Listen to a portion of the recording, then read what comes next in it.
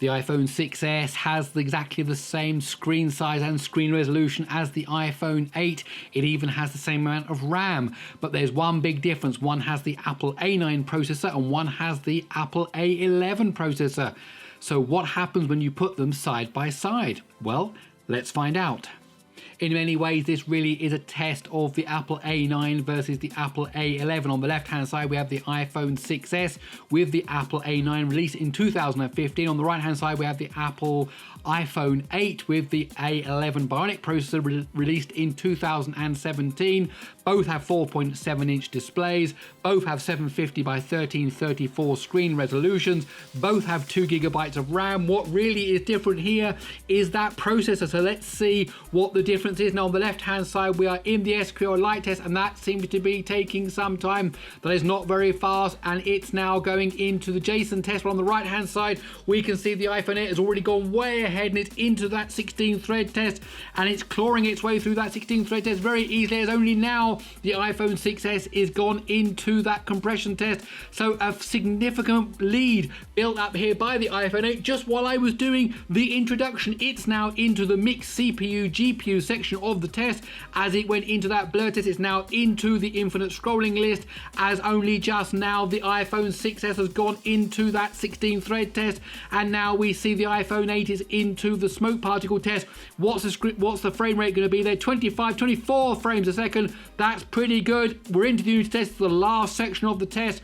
This really is going to finish quite significantly ahead of the iPhone 6s, which has not even yet got into the mixed CPU GPU section. Here we go, down to the right, along to that valley. There we go. What's the final time going to be? 1 minute 30.1. Now the clock is still ticking, and at this point it's worth mentioning some of the differences between the Apple A9 and the Apple A11. Of course, the A9 is just a dual core CPU.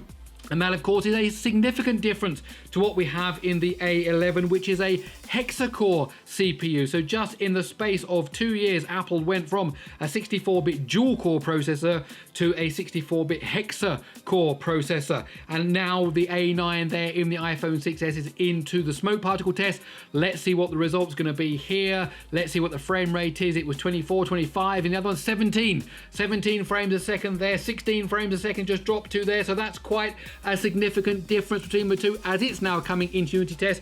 And when we get into the GPU, it's worth mentioning that both are using probably the Imagination Power VR derived GPUs. It is actually the GT7600 in the Apple A9, and maybe a custom core tweaked version in the A11. There we go, come to the end of the valley. What's the final time? 2 minutes 36.5. Okay, let's break down those scores and see what the difference is.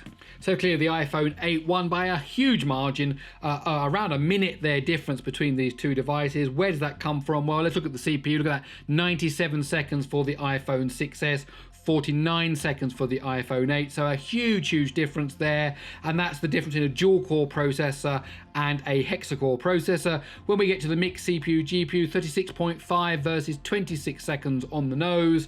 And then finally into the GPU test. Remember, both got the same screen resolution, 23 seconds for the iPhone 6s, 15 seconds for the iPhone 8. And when you add all those huge differences between each of those sections, 1 minute 30.1 for the iPhone 8, the overall winner. And there you have it. My name's Gary Sims. This is SpeedTest G. I really hope you enjoyed this video. If you did, please do give it a thumbs up. Don't forget to subscribe. If you like Twitter, do remember we have a Twitter account, SpeedTest_G. That's about it. I'll see you in the next one.